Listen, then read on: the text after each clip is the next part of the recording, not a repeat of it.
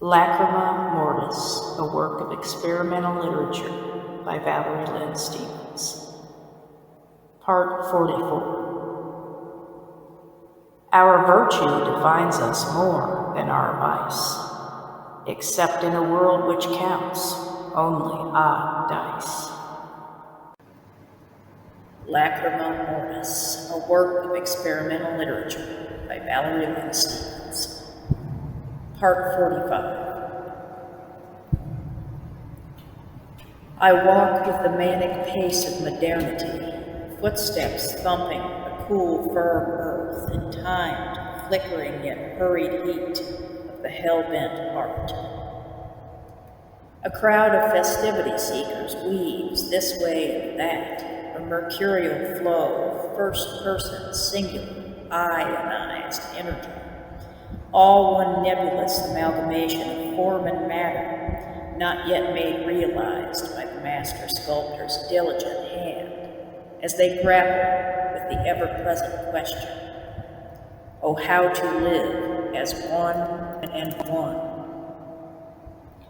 Doomsday sayers exalt themselves upon rusted trash can barrels, providing ample opportunity of another kind of strict unity, handing out condemnation and so-called salvation in one heaping helping in the guise of the religious literature they pander, granting the chance for all whom, excluding themselves, have sinned, to cast away their own stones of fire and brim. The streets become littered with a fatal sea of Bible tracts, smudged with tiny smudges of blood, the paper cuts of over-coercion to rebellion. Here is my blood, take a bit and lick, the formulaic laws of mortal kind's encumbrance, a cup runneth over, under, asunder. A young mother's nearby strains the cumbersome burden of son and self, defying her youth as she twists and fidgets in her own skin.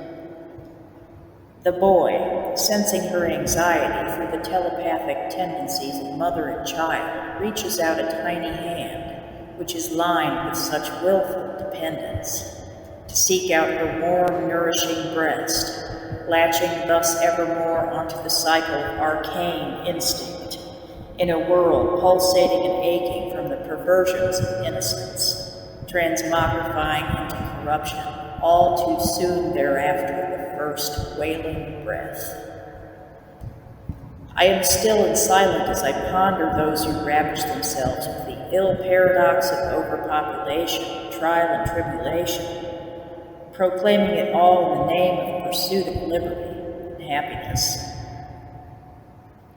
I now continue in my course throughout the crowd, seeking and finding sanctity and serenity amidst the clamor and chaos. For this is the only world I know, the only world which unbridled hate hath taught me to love.